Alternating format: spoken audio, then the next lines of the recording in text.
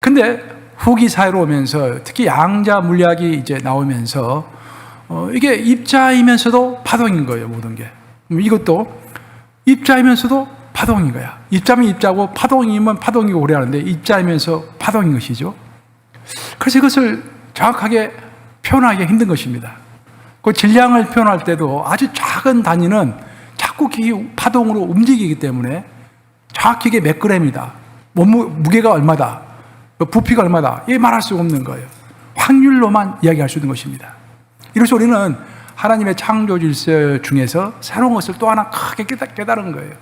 진리라는 것이 고정되어 있는 것도 있지만 바뀌는 것도 있을 수 있고, 그래서 우리 인간이 성숙하다 했을 때는, 어느 사람이 지도자다라고 했을 때는 여러 개의 관점을 한꺼번에 가질 수 있는 사람이 지도자인 것입니다.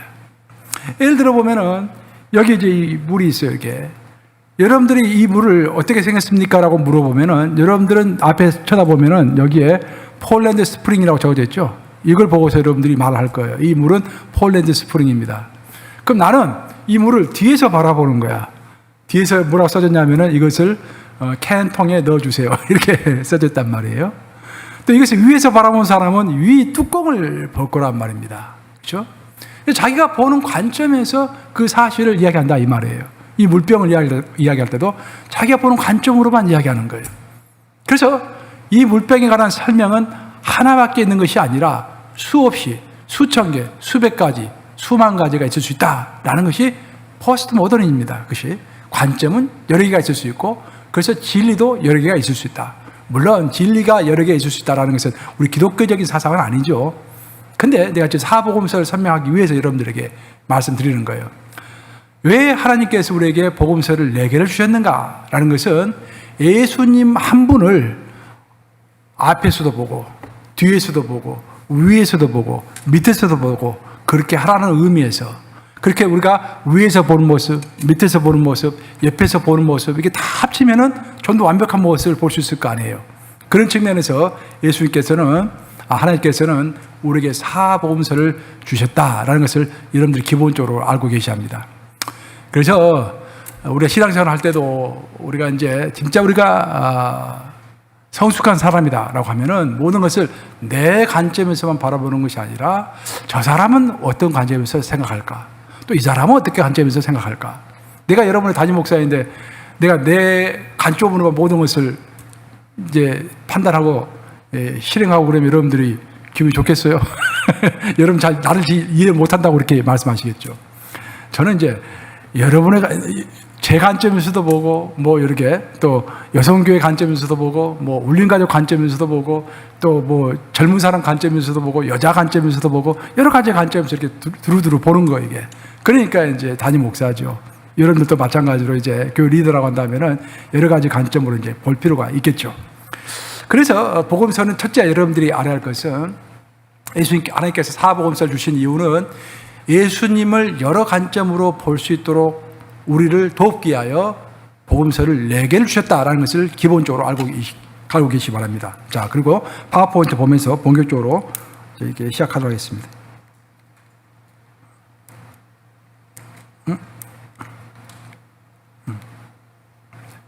자, 파워포인트 띄워주시기 바랍니다. 이제.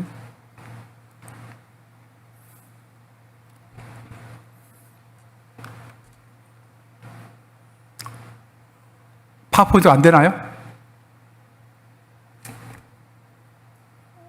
이거 넘어가나요?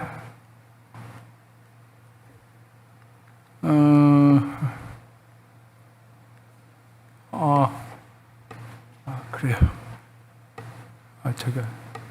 자, 여러분들은 단어 다 나눠 들었죠? 단어 보면서 적으면서 보시기 바랍니다. 오늘부터는 여러분들이 따라오면서 이렇게 적을 수 있도록 제가 자료를 다 마련했어요. 그러니까 훨씬 지난주보다 훨씬 더 수월할 거예요. 자, 보시면은, 자, 왜 사복음서는 신약 성경 중에서 맨 처음에 나와 있는가? 왜 먼저 나왔을까요? 제일 먼저 쓰여졌기 때문에 제일 먼저 나와 있을까요? 아닙니다. 사복음서가 제일 먼저 쓰여진 글은 아니에요. 오히려 갈라디아서 같은 글이, 또 히브리서 같은 글이 훨씬 더 먼저 쓰여졌죠. 하지만 사복음서가 가장 앞에 신약 성경 가장 앞에 나오는 이유는 복음서들이 사도행전과 서신서의 기초가 되기 때문입니다. 예수님을 알아야 예수님의 기초 위에서 선교도 있는 것이고 우리의 일상인 삶도 있는 것이지, 예수가 없는 선교, 예수가 없는 신앙생활, 예수가 없는 교회는 있을 수가 없죠. 그래서 예수가 모든 것의 기초가 되기 때문에 사도행전은 선교에 대해서 이야기하고 있고, 나머지 서신서들은 우리의 일상인 삶에 대해서, 또 우리가 어떻게 신앙생활을 해야 할 것인가, 그런 것들을 소개하고 있잖아요. 그 모든 것의 기초는 예수 그리스도이시기 때문에 그 예수 그리스도가 가장 기초가 된다는 의미에서 사복음서가 제일 먼저 나오는 것입니다. 사복음서 내용은 제가 처음에 말씀드린 것처럼 상호 보완적입니다. 그 말은 뭐냐면은 예수님을 어떻게 하면 좀 더 잘 이해할 수 있을까라는 그런 관점에서 예수님을 여러 측면에서 설명해 놓은 거예요. 첫째, 예수님을 왕으로 설명하고 있는 책이 마태복음입니다. 마태복음은 유대인들을 위한 책이죠. 유대인들은 메시아, 왕으로 오시는 메시아를 계속해서 기다렸던 사람들입니다. 그래서 그런 사람들에게 예수님을 설명하기 위해서, 왕으로 오신 예수님을 설명하기 위해서 마태복음은 맨 첫 장이 족보로 시작을 하죠. 어떻게 해서 예수님이 다윗의 후손인가, 우리가 기다리던 다윗의 후손인가를 설명하기 위해서 족보 이야기를 쭉 합니다. 그 다음에 예수께서는 종으로 오셨다라는 이야기를 마가는 이야기하고 있습니다. 마가는 로마 사람들을 위하여 쓰여진 책입니다. 그래서 로마 사람들을 위해서 종으로 오신, 섬기기 위해서 오신 예수님이다라는 것을 강조하기 위해서 섬기는 자의 모습을 강조하고 있는 책이 마가복음입니다. 누가복음은 인간으로 오신 예수님, 즉 인자로 오신 예수님, 즉 인격적인 예수님이시죠. 헬라 사람들을 위해서 쓰여진 책입니다. 헬라는 여러분들이 알다시피 헬라 하면 그리스를 이야기하는 거예요. 그 그리스는 철학의 나라이죠. 철학의. 그러니까 서구 사상의 기본을 닦은 나라가 헬라입니다. 헬라. 그리스. 소크라테스, 플라톤, 아리스토텔레스부터 시작해가지고 모든 중요한 철학이 거기서 다 나왔죠. 그래서 그들은 인간의 이성을 굉장히 강조했던 거예요. 그 사실적인 측면을 강조했습니다. 그래서 인간의 사실적인 측면, 예수님께서는 실제로 이 땅에 태어나서 우리 인간과 똑같은 모습으로 어린 적 삶을 다 사셨고, 그리고 나이가 30이 되었을 때 공생애를 시작하셨다라는 측면에서 예수님의 인간적인 모습, 어렸을 때 모습을 가장 잘 설명하고 있는 책이 누가복음인 거예요. 그렇죠? 그리고 다음에 이제 요한복음이 나오죠. 요한복음은 공간복음이 아니라 특별복음이라고 하는데, 요한복음은 예수님은 곧 하나님이시다 라는 것을 강조하기 위해서 쓰여진 책입니다. 그래서 마태, 마가, 누가복음하고는 그 수준이 좀 달라요. 차원이 완전히 다르다고 생각하시면 됩니다.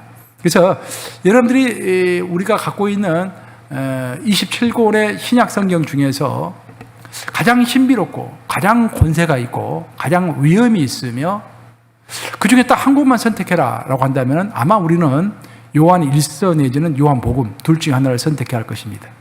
그리고 다른 사람들을 가르칠 때도 여러분들이 이제 처음 예수님을 모르는 사람들에게 예수를 가르칠 때도 요한복음 내지는 요한 1서를 가지고 시작하면 좋죠.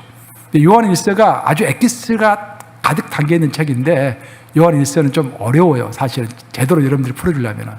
반면에 요한복음은 이야기가 많이 나오기 때문에 좀 쉽죠. 그래서 요한복음을 가지고 좀 길긴 길지만 처음 예수님을 믿는 사람들에게 예수를 설명해 주는 것이 참 필요합니다. 저는 중학교 때 예수님을 개인적으로 영접하고, 중학교 2학년 때 개인적으로 영접하고 부흥회를 통해서 그렇게 계속 교회를 다니고 하나님을 믿었지만, 제가 사실은 청년이 돼서 직장생활 2년 차, 3년 차에 직장 상사하고 같이 요한복음을 한번 같이 토요일 날 공부를 했어요. 그 당시에는 이제 토요일이 방공휴일이라고 그래가지고 12시까지 일하고 이제 점심 먹고 집에 가는 시간인데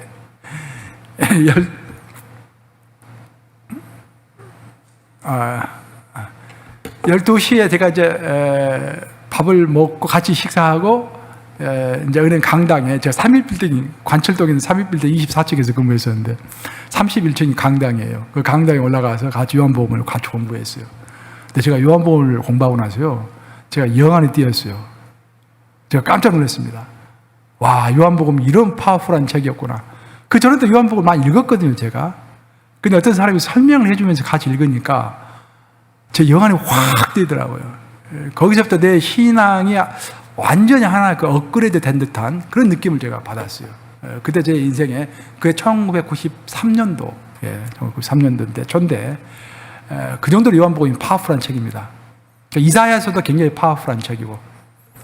다시 이제 파워포인트로 넘어오면은요, 좀 더 구체적으로 제가 설명을 하면은요, 자, 파워포인트 한번 떼보십시다.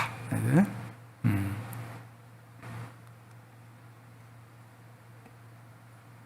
자,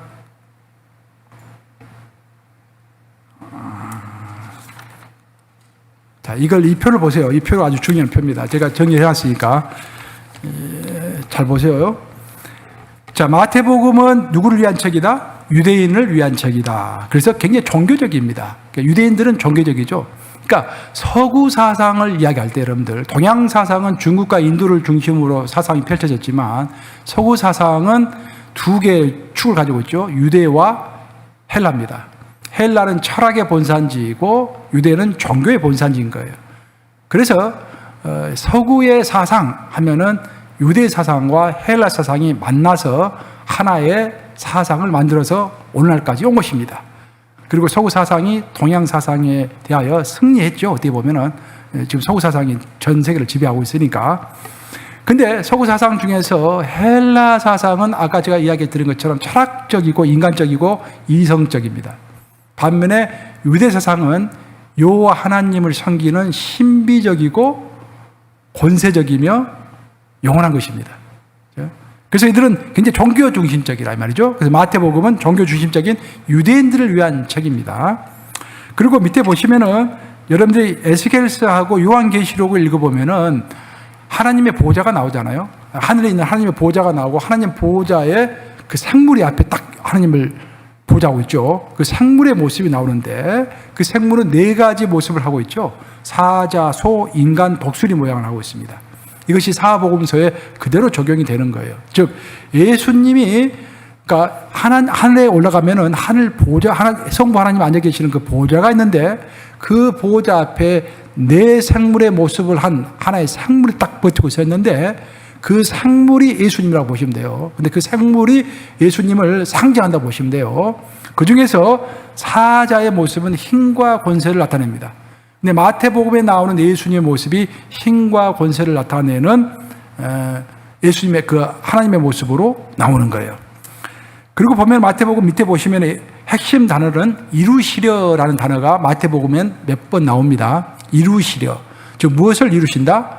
구약을 보시면은 하나님께서 선지자들을 통해서 앞으로 너희들을 구원해 줄 메시아가 올 것이다 라고 계속해서 예언하셨죠. 그 예언을 이스라엘 백성들은 애타게 수천 년 동안 기다렸던 거예요. 그렇죠? 무려 4,000년 동안 그 오실 메시아를 기다렸던 것입니다. 그 오신 메시아가 바로 예수님이다 라고 설명하는 책이 마태복음인 거예요. 그래서 마태복음은 유독 구약 성경을 많이 인용하고 있습니다. 사복음서 중에서 구약 성경을 가장 많이 인용하고 있는 책이 마태복음입니다. 왜냐하면 마태복음은 유대인들을 위한 책이고 유대인들은 구약을 너무나도 잘 알고 있기 때문에. 그렇죠? 반면에 요한복음은 전 세계를 위한 책이에요. 특별한 어떤 한 민족을 위한 책이 아니라 온 세계를 위한 책이기 때문에 구약에 관한 인용이 가장 적습니다. 20번밖에 되지 않아요. 자, 마가복음으로 넘어봅시다. 마가복음을 보시면은 마가복음은 로마인 중심으로 로마 사람들을 위해서 쓰여진 책입니다. 그 당시 전 세계는 로마가 지배하고 있었죠. 정치적으로, 경제적으로, 군사적으로는 로마가 예수님 시대에 전 세계를 지배하고 있었고 사상적으로는 헬라가 전 세계를 지배하고 있었습니다.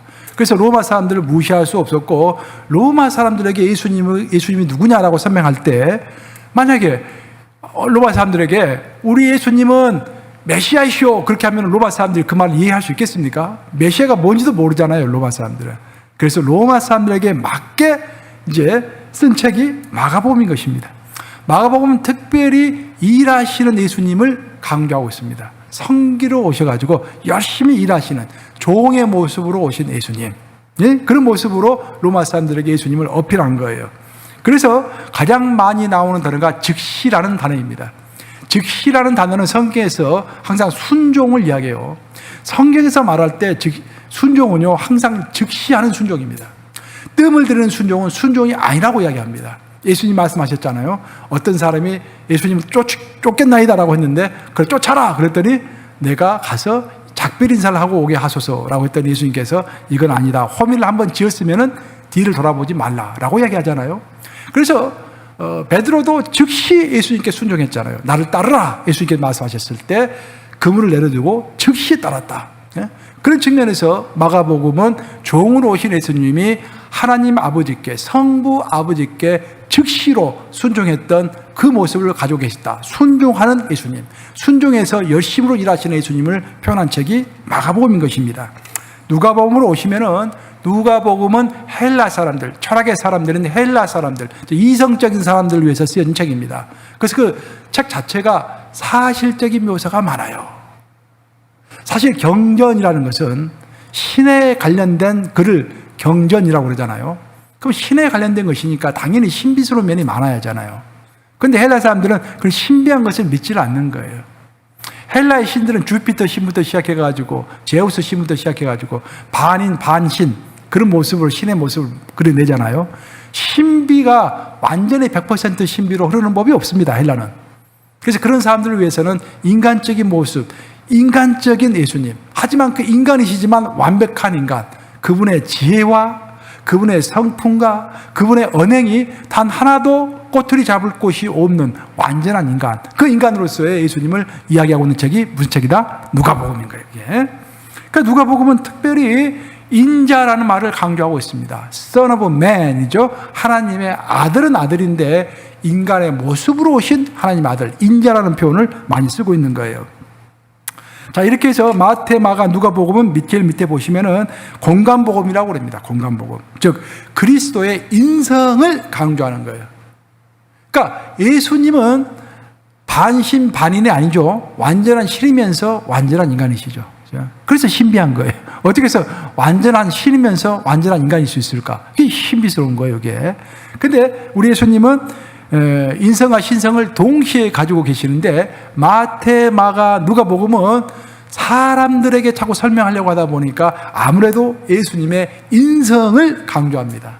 예수님의 감정도 강조하고 예수님이 사람들과 논쟁했던 것, 부딪혔던 것, 그런 것들 많이 강조한 거예요. 반면에 요한복음은 자 보십시다. 요한복음은 세계적인 글입니다. 어떤 한 민족을 위한 글이 아니라 온 세상 사람들을 위한 글이고, 특별히 요한복음은 예수님의 신성을 강조하는 책이에요.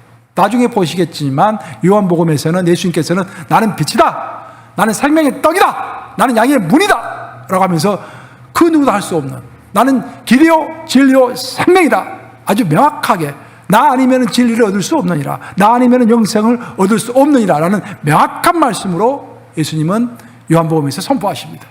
그렇기 때문에 그 요한복음에서 강조하는 주제는 뭐냐면 그 예수를 믿어야만이 예수가 가지고 있는 영생, 예수가 가지고 있는 영생은 성부 하나님이 가지고 있는 영생을 나누어 가진 것이지요. 그 하나님의 영생을 예수님이 가지고 계시기 때문에 그 예수의 영생에 내가 접붙임을 했을 때, 그 예수의 영생 안으로 내가 들어갔을 때, 그 예수와 내가 결혼했을 때 예수의 생명이 내 생명이 되면서 내가 영생을 얻게 된다. 그렇기 때문에 우리는 믿어야 한다. 그 믿음을 처음부터 끝까지 강조하고 있는 책이 요한복음인 거예요. 요한복음 대단한 책이에요. 그래서 요한복음은 구약을 인용한 횟수가 가장 적습니다. 20번밖에 되지 않아요. 다른 것들은, 다른 복음서들은 구약을 많이 인용하는데 요한복음은 굳이 구약을 인용하지 않더라도 그 책 자체로 완벽한 책이다라는 그런 자신감이 있는 거예요. 그래서 요한복음은 그리스도의 신성을 강조합니다. 여러분들이 이제 오늘 이렇게 보면서 다른 것은 다 잊어버리더라도 한 가지를 꼭 기억해야 할 게 뭐냐면은 마태, 마가, 누가복음은 예수님의 인성을 많이 강조하지만 요한복음은 예수님의 신성을 강조하고 있다. 그래서 요한복음 좀 읽을 필요가 있다. 자, 그 다음 보시면은 마태, 마가, 누가복음은 공간복음이다라고 이야기했죠. 그럼 공간복음이라는 뜻이 뭔가? 같이 본다라는, 같이 본다. 관자는 본다라는 뜻이잖아요. 공은 같다라는 뜻이잖아요. 같이 보는, 그러니까 관점이 똑같다라는 거예요. 마태, 마가, 누가는 약간 그 설명은 좀 다르지만 관점은 예수님의 인성을 강조해서 이 세상 사람들에게 예수님을 어떻게 보면 변증까지는 아니지만 예수님을 설명하는 책. 그러니까 어떤 관점이 비슷해. 예수님을 이 땅에 오신 하나님으로 그냥 묘사하는 그런 책이야.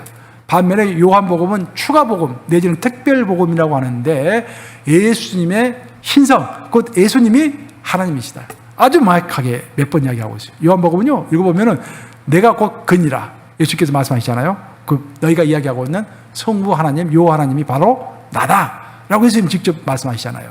그처럼 요한복음은 특별한 책이고 마태, 마가, 누가복음은 공간복음이다. 라는 것을 여러분들이 아셔야겠습니다. 그 공간복음과 요한복음의 차이를 내가 좀 정리를 해봤어요. 자, 보시면은 공간복음은 인간이신 하나님, 예수님의 인간적인 면을 강조하고 있다고 한다면은 요한복음은 하나님이신 인간, 즉 하나님의 예수님의 신성을 강조하고 있습니다. 그리고 공간복음은 역사적 사실을 적고 있죠. 예수님이 언제 태어나서 무슨 일이 있었고 쭉 연대기 순으로 이렇게 쭉 적어놨습니다. 그러니까 어떤 우리의 전기집을 읽듯이 뭐 예를 들어서 비스마르크 전기집이라든지 나폴레옹 전기집이라든지 읽으면 연대기 순으로 어렸을 때는 어땠고 커서는 어땠고 무슨 일이 있었고 늙어서는 어땠고 쭉 나오잖아요. 그런 식으로 써져 있는 글이 마태, 마가, 누가복음인 반면에 요한복음은 굉장히 사상적이고 관념적입니다. 즉 신학적이다 그런 말이에요. 신비적이고 믿음을 강조하면서 어떤 역사적 사실보다는 역사적 사실을 통해서 우리가 예수님을 어떻게 받아들여야 하는가, 그 어떤 관점 그런 것들을 많이 강조하고 있는 책이 요한복음이다라는 거예요.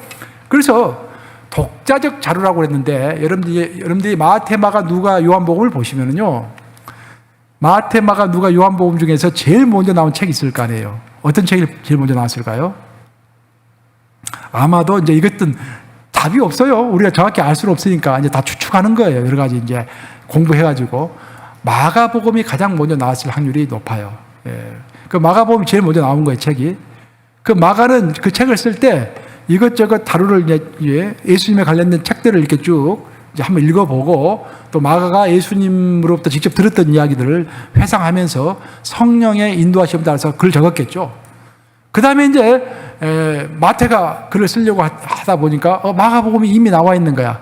그래서 마가복음을 보면서 읽어보니까 그렇지, 나도 기억나, 예수님 그때 그 말씀하셨지 하면서 마가복음을 또 많이 인용한 것입니다. 서로가 서로 이렇게 많이 베낀 거예요, 이렇게. 그래서 마태, 마가, 누가복음은요 내용이 비슷한 내용들이 참 많습니다. 비슷해요. 왜냐하면 서로 베꼈기 때문에. 그런데 요한복음은요 8%만 마태, 마가, 누가복음에서 나온 내용들이 나오고요, 나머지는 다 독자적인 내용입니다. 대단하죠. 그러니까 독자적인 책이에요, 요한복음은. 그리고 또 재미있는 것은 뭐냐면은 마태, 마가, 누가복음을 보면은요 예수님이 이제 사역하시는 그 장면이 주로 갈릴리 지역에서 사역한 장면만 많이 나옵니다. 그렇죠? 반면에 요한복음은 그 예수님의 사역 방향의 중심이 유대 지역이에요, 유대 지역. 그러니까 원래 예수님의 그 일대기를 쭉 공부해 보면은요, 원래 예수님은 갈릴리 지역에서 주로 계셨죠. 그러니까 유월절이 될 때만 이제 밑으로 내려오신 거예요, 사실은. 그렇지만 성전은, 예루살렘 성전은 예루살렘에 있기 때문에 요한은 예수님이 곧 하나님이시기 때문에 하나님의 집인 예루살렘을 중심으로 예수님의 사역을 계속해서 묘사하고 있습니다. 그래서 예수님의 신적인 면을 강조하기 위하여 요한복음은 주로 유대 지역에서 사역을 이야기하고 있는 반면에 마태, 마가, 누가는 갈릴리 사역에 중점을 둬서 이야기하고 있다라는 것을 여러분들 아셔야 돼요. 또 재밌는 것은 뭐냐면은 대화를 하실 때 보면은요, 마태, 마가, 누가복음은 주로 예수님께서 산상순이라든지 많은 사람들을 모아놓고 이렇게 공개적으로 발언한 내용들을 주로 담고 있습니다. 반면에 요한은 비밀스러운 이야기들이 많아요. 제자들을 불러가지고 조용히 하는, 또 12제자만 불러서 조용히 이야기하는 그런 신비롭고 비밀스러운 이야기가 많이 나오는 책이 무슨 책이다? 요한복음인 거예요. 그리고 더 중요한 것은 마지막에 이것을 꼭 여러분들이 아셔야 할 것 같은데, 마태, 마가, 누가복음에서의 예수님의 가르침의 중점 사항은 뭐냐면은 우리가 어떻게 신앙생활을 할 것인가, 어떻게 11조 생활을 할 것인가, 어떻게 봉사를 할 것인가, 주로 실질적인 신앙생활 내용에 관한 이야기가 많이 나옵니다.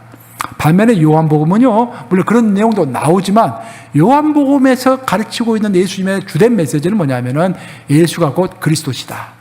그리스도라는 말은 세비어, 즉 구세주라는 말이죠. 예수가 곧 하나님이시며 우리의 구세주시다. 예수가 아니고서는 영생을 얻을 수 없다라는 그런 측면을 강조하고 있는 책이 요한복음이다라는 것입니다.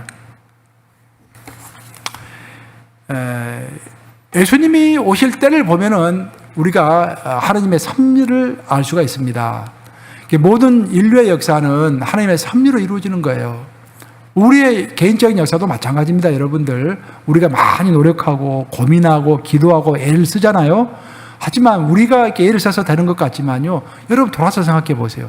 다 하나님의 인도예요. 아멘, 아십니까? 저는 절실하게 느껴요, 저는 정말로. 정말 하나님의 인도입니다. 지금도 하나님의 인도 때문에 우리가 지금 현재 이 자리에 있는 거예요, 지금 우리가. 예수님이 이 땅에 오실 때도요, 예수님 마음대로 오신 게 아닙니다. 그 때가 참에 오신 거예요. 그 성경 구절 한번 같이 읽어볼까요? 갈라디아서 4장 4절 시작. 때가 참에 하나님이 그 아들을 보내사 여자에게서 나게 하시고 율법 아래 나게 하신 것은 때가 참에 예수님이 오신 거예요. 또 우리도 때가 참에 우리의 개인적인 일들이 벌어지는 것입니다. 그러면 그 때가 어떤 때인가? 그 첫째로 예수님이 올 때는 로마 제국 시대였습니다. 로마 제국 시대는 팍스 로마나라고 보통 얘기하죠. 팍스 로마나. 팍스가 뭡니까? 평화라는 뜻이고 로마나. 로마가 전 세계를 지배함으로 인해서 전 세계에 평화가 오던 시대였습니다. 전쟁이 많지 않던 시대였어요. 사실 전쟁이 있으면은요, 사람들이 교회 잘 안 다닙니다. 그리고 머리가 복잡하면은요, 교회 오기 쉽지 않아요. 그래서 예수님께서 우리에게 어떻게 기도하라고 했습니까? 위정자들 위해서 기도하되, 사도 바울이 그렇게 얘기했죠. 예수님이 아니라 위정자들 위해서 기도하되 우리가 평온한 중에 신앙생활 할 수 있도록 기도해라 라고 했잖아요. 우리가 왜 정치 지도자들, 경제 지도자를 위해서 기도해야 하는지 아세요? 그들이 뭐 위대해서 기도하는지 아세요? No, 전혀 그렇지 않아요. 그들을 위해서 기도해야 할 이유는 뭐냐면은 그들은 이 땅을 통치하는, 하나님을 대신해서 통치하는 책임을 맡았기 때문에 그들이 정치를 잘하고 경제활동을 잘해야 세상이 평온할 거 아닙니까? 그들이 정치를 잘못하고 경제활동을 잘못하면 밤낮 뱅크랩이 되고 인플레이션 올라가고 전쟁이 일어나고 그러면은 시끌시끌 머리가 복잡하잖아요, 이게. 그래서 교회 오기 싫은 거예요, 그냥. 만사가 귀찮아지는 거예요. 그래서 팍스 로마나, 전 세계가 오랜만에 큰 평화를 누리고 있을 때, 팍스 로마나 시대에 로마가 큰 도로를 만들었습니다. 도로를. 그러니까 지금으로 말할 것 같으면 8차선 도로 같은 큰 도로를 만들었어요. 그 도로를 만든 이유는 어디에서 반란이 일어나면은 순식간에 가가지고 제압하기 위해서 그 도로를 만드는 거예요.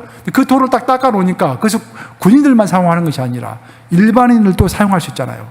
그 일반인들이 그 도로를 사용하면서 전 세계에 아주 쉽게 이동이 가능했던 거예요. 그 전에 시대에 비교했을 때는 상상도 안 될 만큼.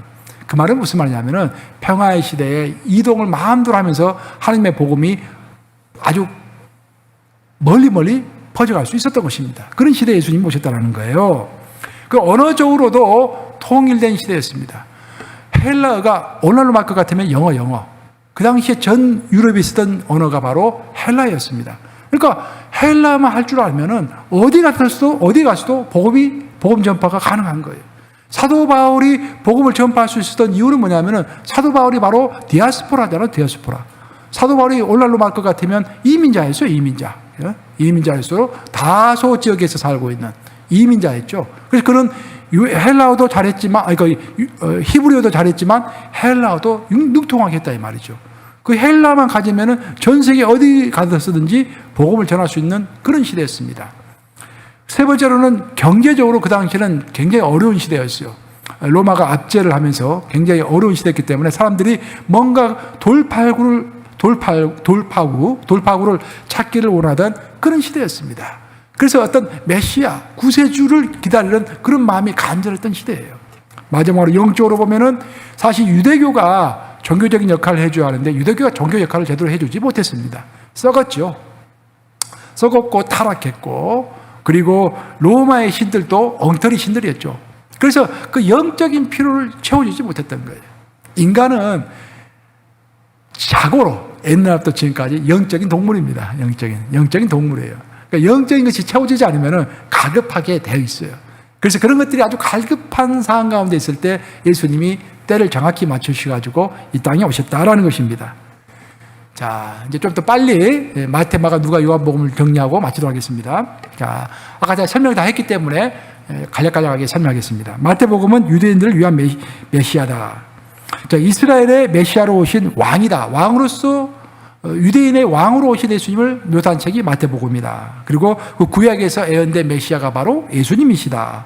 그래서 메시아적인 예수의 면모를 강조하기 위해서 예수의 계보, 예수의 족보를 요한복음, 마태복음 맨 앞에서 설명하고 있고 예수님의 권위, 능력 그런 것들을 굉장히 강조하고 있습니다. 또 구약 성경을 많이 인용하고 있고 구약 성경에서 10가지 구체적인 예언들이 예수로 인해서 성취가 되었다라는 것을 설명하고 있는 책이 마태복음이다라는 것입니다. 자, 그 다음 마가복음. 마가복음은 종으로 오신 예수님을 설명하고 있는 책이고 섬김을 받으려 오신 예수님이 아니라 섬기려고 오신 예수님을 설명하고 있습니다. 또 마가복음은요, 종으로 오신 예수님을 설명하다 보니까 예수님의 사생활이 나오고 있지 않습니다. 그것도 특징적인 거예요. 다른 복음서는 어느 정도 예수님의 사생활이 조금씩 나오는데 마가복음은 예수님의 사생활이 나오지 않아요. 왜 그럴까요? 종이 무슨 사생활이 필요하겠습니까? 종의 사생활에 대해서 관심 있는 사람 있겠어요? 아무도 없죠. 그래서 예수님의 사생활이 나오지 않습니다. 또 정말 사복음서 중에서요, 예수님을 주님이라고 표현하지 않고 있는 책이 바로 마가복음입니다. 예수님이 이제 부활하신 후에는 주님이라는 단어가 나오는데 부활하시기 전까지는 예수님을 주님이라고 하는 사람이 한 명도 없었어요. 마가복음에서는 특징적인 것이고요. 또 복음서들을 보면은 주로 이제 예수님의 말씀이 많이 나오잖아요. 산상수훈을 비롯해 가지고 다락방 광화 막 예수님의 마지막 종말적인 이야기 그런 예수님의 설교 말씀이 주로 복음서에 많이 나와요. 근데 마가복음은요, 예수님의 말씀이 아주 간략하게 조금만 나옵니다. 그리고 마가복음은 주로 예수님의 행동이 나와요. 종은 행동해야지 무슨 말이 필요했겠습니까? 종은 주인의 뜻대로 행동만 하면 되는 것이지. 그래서 행동이 많이 나오고 있는 책입니다. 그래서 즉시 곧이라는 단어가 40차례나 강조돼서 사용되고 있다는 것입니다. 자, 누가복음은 인간으로 오신 예수님을 묘사한다고 했죠. 그래서 역사적인 행적을 많이 기록하고 있습니다. 예수님의 어렸을 때 모습을 가장 연대기 순으로 자세하게 묘사하고 있는 책이 바로 누가복음입니다. 그래서 예수에 관련된 영화를 만들 때는 반드시 누가복음을 참조를 해야 합니다. 우리가 교회에서 어떤 연극을 한다라고 했을 때도 예수님에 관한 연극을 하려고 했을 때도 누가복음을 참조해야 돼요. 왜냐하면 누가복음에서 예수님의 어릴 적 모습이 가장 잘 나오고 있기 때문입니다. 또 누가가 가장 잘 사용하고 있는 단어는 인자라는 단어라고 제가 아까 이야기했죠. 그리고 역사적 정보를 많이 제공하고 있고 특별히 누가복음은요, 예수님의 감정이 가장 많이 나오고 있는 책입니다. 그러니까 인간적인 예수님이라고 그랬잖아요. 그래서 예수님의 감정, 슬픈 감정, 기쁜 감정 그런 것들이 가장 많이 잘 드러나고 있어요. 자, 결국 히브리서 4장 15절 말씀 제가 밑에 적어놨는데 한번 같이 읽어보겠습니다. 시작. 우리에게 있는 대제사장은 우리의 연약함을 동정하지 못하실 이가 아니요 모든 일에 우리와 똑같이 시험을 받으신 이로되 죄는 없으시니라. 히브리서 4장 15절이 이렇게 이야기하고 있어요. 예수님은 이 땅에 육신을 입고 오셨는데 왜 육신을 입고 오셨는가? 그것은 우리처럼 육신을 입어봐야 병들림이 무엇인지, 돈 없어서 어려운 것이 무엇인지, 배고픔이 무엇인지, 배반을 체험했을 때 그 느낌이 뭔지 그걸 다 알 수 있을 거 아니에요. 그래서 예수님은 그것을 다 체류하기 위해서 이 땅에 오셨다. 즉 그것을 잘 묘사하고 있는 책이 예수님이 인간으로 오셔가지고 받았던 슬픔과 고통 그것을 잘 설명하고 있는 책이 누가복음이다라는 거예요. 자, 마지막으로 요한복음을 보시면은 요한복음은 예수님은 하나님이시다. 신성을 강조한다고 그랬죠. 영생을 주시는 하나님의 아들로 묘사가 되고 있습니다. 또 요한복음 내용이 독특해서 다른 복음서들과 내용이 8%만 겹친다고 제가 아까 설명을 했죠. 예수님의 절대적인 하늘 권세를 설명하고 있는 책이 요한복음이다. 자, 그래서 요한복음을 보시면은요, 7가지 주장이 나옵니다. 예수님은 나는 생명의 떡이다. 나는 세상의 빛이다. 나는 양의 문이다. 나는 선한 목자다. 나는 부활이요 생명이다. 나는 길이요 진리요 생명이다. 나는 참 포도나무다. 모두 신성을 주장하고 있는 책입니다.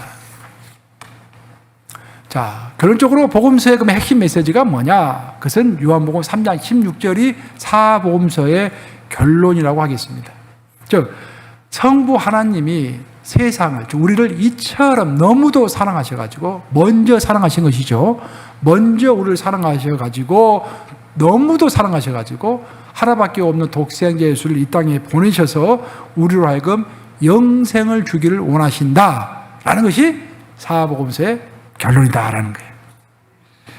자, 예수님께서 활동하신 지역은요 아주 조그만 지역입니다. 팔레스타인 지역, 오늘날 말할 것 같으면 팔레스타인 지역을 뛰어넘지를 못하셨어요. 아주 조그만 지역에서 왔다 갔다 하시다가 돌아가신 거예요. 그러니까 우리가 많은 거 여행하고 뭐 대단한 일을 하고 하는 거 부러워할 필요 아무것도 없습니다. 우리 예수님 따라서 살아가면 되잖아요.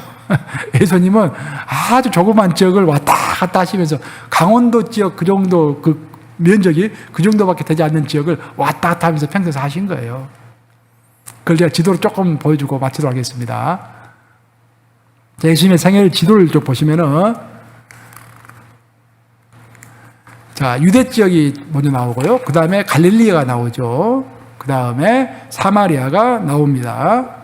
그리고 그 오른쪽에 데가볼리가 있고, 그리고 베레아 지역이 있습니다. 이게 유대 지역을 전부 이야기하는 것이죠. 그래서 예수님께서는 시간적으로 보시면은요, 29세 하고 6개월 됐을 때부터 공생애를 시작하셨죠. 그리고 30세가 될 때까지 6개월 동안 40일 금식하시고 광야에서 시험 받으시고 세례 요한에게 세례를 받습니다. 그리고 예수님은 4번의 유월절을 겪게 돼요. 근데 마지막 유월절에 예수님이 돌아가 십자가를 지시기 바로 직전에, 유월절 바로 직전에 지신 것이니까 정확하게 말하면 공생애 동안에 3번의 유월절을 이제 겪으시고 마지막 유월절, 4번째 유월절 전에 돌아가셨죠. 십자가에서 돌아가셨죠. 그래서 보시면은 전부 다 이제 예수님은 갈릴리하고 유대 지역을 왔다 갔다 하신 거예요. 처음 6개월 동안 세례를 받으셨고, 세례를 받으신 다음에 거기서 이제 사람들이 세례 요한과 예수님을 비교하니까 예수님께서 그냥 갈릴리 쪽으로 올라가셨죠. 우리가 가만있어 지금 시간이 어떻게 됐나요? 9시, 시간이 안 됐고. 9시 2분이죠, 지금. 됐어요. 갈릴리 지역으로 이제 예수님께서, 올라가십니다. 올라가셔가지고 왜 올라가셨냐면은, 세례 요한이 요단강가에서 사람들에게 세례를 주고 있었어요. 근데 예수님도 이제 세례 요한에게 세례를 받으신 다음에 이제 공생애를 시작하시니까 사역을 시작하신 거예요. 그래서 세례 요한 옆에서 예수님도 이제 세례를 주신 거예요. 그랬더니 어떤 사람은 예수님에게 가고 어떤 사람은 세례 요한에게 오고 그럴 거 아니에요. 근데 세례 요한은 문제가 없었는데 세례 요한의 제자들이 기분이 나빴습니다. 아니 세례 요한에게 와가지고 아니 선생님이시여, 아니 사람들 자꾸 예수에게 갑니다. 이럴 수 있습니까? 그렇게 된 거예요. 그래서 예수님께서 세례 요한이 마음이 편치 않겠구나라고 생각하셔가지고 자리를 뜨셔서 그냥 갈릴리로 올라가신 것입니다. 근데 그때 첫 번째 이제 갈릴리로 올라가신 장면이 나오고, 그 다음 첫 번째 유월절이 돼가지고 이제 내려오시죠. 다시 유월절을 치르기 위하여 예루살렘으로 내려오십니다. 내려오셔가지고 예루살렘 성전에 갔더니 장사치들이 많이 있었어요. 그러니까 장사치들을 다 몰아내는 성전 정화 운동을 하셨죠. 그랬더니 그걸 하고 난 다음에 그날 저녁에 니고데모가 밤에 몰래 예수님 찾아온 것입니다. 그래서 예수님에게 다시 태어난다는 것이 무엇입니까? born again, 중생이라는 것이 무엇입니까? 라고 질문을 하죠. 예수님께서 중생이 무엇이다? 라고 이제 물과 성령으로 태어나는 것이다. 라고 이제 가르쳐 주시죠. 그러고 나서 예수님께서 다시 이제 올라가시면서 갈릴리로 올라가시는데, 올라가실 때 사마리아를 거쳐서 올라가시죠. 그래서 거기서 수가성에 있는 여인을, 사마리아 여인을 만나가지고 그걸 또 구원시켜 주시죠. 그리고 갈릴리 지역으로 가셔가지고 거기서 또 왕의 신하의 아들을 고쳐주시는, 왕의 신하의 아들은 이제 그 장소적인 개념과 시간과 공간의 한계에 갇혀 있었는데 시간과 공간을 뛰어넘으셔서 치유하시는 예수님의 참 면모를 그때 보여주시죠. 굉장히 중요한 사건이었죠. 그 사건이 이제 그때 두 번째 유월절을 전후해서 나옵니다. 그리고 이제 두 번째 유월절 날 내려오시는데 그때는 베데스다 연못가에서 38년 된 병자를 고쳐주시는 장면이 나왔죠. 그리고 다시 예수님은 올라가십니다. 갈릴리로 올라가시고 세 번째 유월절 날에는 예수님이 예루살렘에 가지 않습니다. 그 근방에 있는 벳세다에 가셔가지고 오병이어의 기적, 우리가 잘 아는 오병이어의 기적을 그때 베푸십니다. 그리고 나서 이제 예수님께서 마지막 돌아가시 직전에 이제 마지막 유월절을 보내려고 예루살렘에 내려갑니다. 이때는 예수님이 마지막 사역이기 때문에 6개월 전에 내려가셨어요. 즉 초막절 날 내려가셨어요. 초막절하고 유월절 사이가 6개월 간격이거든요. 그러니까 6월절이 있기 전 6개월 전에 예수님이 유대로 내려오셔가지고 아주 오랫동안 계십니다. 6개월 계십니다. 계시면서 여러 가지 활동하시죠. 그리고 결국 이제 6월절 되기 전날에 예수께서 십자가에서 못 박혀 돌아가시는 것입니다. 그리고 이제 예수님께서 마지막으로 예루살렘에 가셨을 때는 여러분들이 이제 아실 거예요. 베레아 지역을 왔다 갔다 하셨습니다. 베레아에는 마리아와 마르다의 집이 있었죠. 나사로 세 형제자매가 사는 집이 있었는데 거기서 나사로가 예수님께서 있으시면서 왔다 갔다 이제 예루살렘에 왔다 갔다 하시면서 사역을 하신 거예요. 저녁에는 베레아 지역에서 이제 베다니에 있죠. 베레아 지역에 있는 베다니에 가서 주무시고 음식을 드시고 아침 되면 다시 오시고 그렇게 하신 것입니다. 자, 팔레스타인 분봉 왕은 제가 지난번에 설명했는데 간략하게 보시면은 자, 유대 지역이 있고 사마리아 지역이 있고 갈릴리가 있고 베레아가 있고 데가볼리가 있고 이 지역을 헤롯 대왕이 처음에는 다 다스렸어요. 그러다가 헤롯 대왕이 죽고 난 다음에 그것을 세 아들에게 나누어 주었습니다. 그 세 아들에게 나누어 줬는데 그 중에서 가장 중요한 지역이 유대 지역과 사마리아 지역인데 그것을 빼앗겼죠. 로마에게. 빼앗겨서 로마와 유대와 사마리아는 로마 총독이 다스리는 지역이 되었습니다. 그래서 예수님 만약에 십자가를 갈릴리에서 지셨다고 한다면은 이제 빌라도가 예수님을 심판하지 않았겠죠. 근데 유대 지역에서 예수님께서 돌아가셨기 때문에 로마 총독인 빌라도가 예수님을 이렇게 이제 심판한 것입니다.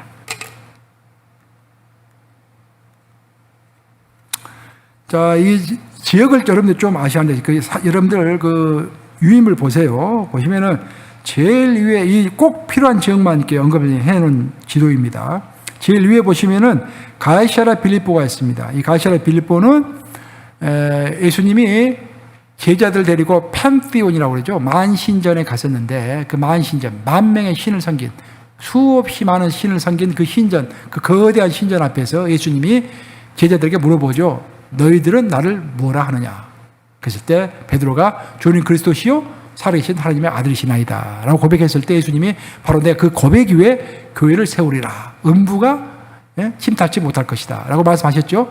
그 말씀하셨던 곳이 가이사랴 빌립보 제일 위에 지역이고요. 그 밑에 내려오시면 갈릴리가 보이고 갈릴리 밑에 가버나움이라고 되어 있죠. 갈릴리 지역에 있는 가버나움. 가버나움은 베드로의 장모가 있었던 집이죠. 예수님이 사역을 갈릴리하고 유대 지역에서 주로 두 군데 사셨다고 그랬잖아요. 갈릴리 지역에서 사역하실 때는 그 본부가 가버나움이고요. 베레아에서 사역하실 때는 유대 지역에서 사역을 하셨을 때는 사역의 본부가 베다니, 베레아 지역에는 베다니였다. 이제 가버나움 밑에 보면은 가나가 나오죠. 가나면 뭐가 생각납니까? 가나의 혼인잔치. 그 밑에는 나사렛. 예수님께서 낳으시고 자라신 곳. 예수님께서 나시고서 아니고 자라신 곳. 그 밑에 보면 수가가 나오죠. 사마리아 수가성 하면은 수가성 여인 이상 나시고 그 밑에 예루살렘 있고 베들레헴이 있습니다. 자, 마지막. 여러분 이것도 여러분들 잘 혼동하는 것 같아서 제가 집어넣어 놨는데 성경에 나오는 지명과 오늘날의 지명과의 관계가 잘 이해가 안 되잖아요. 이렇게 보시면 돼요. 제일 오른쪽에 보시면 이란 있잖아요. 이란. 이란은 성경에서 페르시아로 나옵니다. 페르시아. 이라크, 그 옆에가 이라크가 있죠. 이라크 북쪽이 아시리아예요, 아시리아. 그리고 밑에 보면은 이라크하고 쿠웨이트가 있죠. 이라크와 쿠웨이트 그 중간 정도 해가지고 그것이 바로 바벨론입니다. 바벨론. 그리고 그 옆에 보면은 시리아가 되죠. 시리아는 아람 제국. 우리가 흔히 말하는 성경에 나오는 아람 제국. 그 밑에 보면은 요르단이라고 나오잖아요. 요르단은 모압 평지, 모압과 암몬이 살던 지역이 바로 요르단입니다. 그리고 시리아 그 옆에 보시면은 레바논이라고 나오죠. 두로와 시돈, 여러분 많이 들어보셨죠? 두로와 시돈이 레바논입니다. 그 옛날에 가장 잘 살았던 지역이 두로와 시돈이었어요. 그 지역이고, 그리고 예루살렘, 이스라엘이 있는 것입니다. 자, 이렇게 해서 오늘은 사복음서 계율을 다 마쳤고요. 다음 주에는 마태복음 보도록 하겠습니다. 기도하겠습니다. 좋으신 아버지, 감사합니다. 신으로 오신 예수님, 인간으로 오신 예수님, 종으로 오신 예수님, 왕으로 오신 예수님, 알게 하시니 감사합니다. 하나님께서 세상을 이처럼 사랑하사 독생자 예수를 우리에게 주셔서 우리에게 영생을 얻게 하여 주셨사오니 감사하며 저희가 흔들림 없이 정말 예수님의 그 신적인 모습을 기억하면서 예수님이 섬기셨던 것처럼 섬기고 예수님께서 왕의 모습으로 이 땅을 통치하셨던 것처럼 또한 우리 또한 예수님을 닮아서 이 땅을 섬겨가며 통치해가며 저를 예수님의 모습대로 살아갈 수 있도록 우리 삶을 이끌어 주시옵소서. 예수 그리스도를 받들어 기도합니다. 아멘.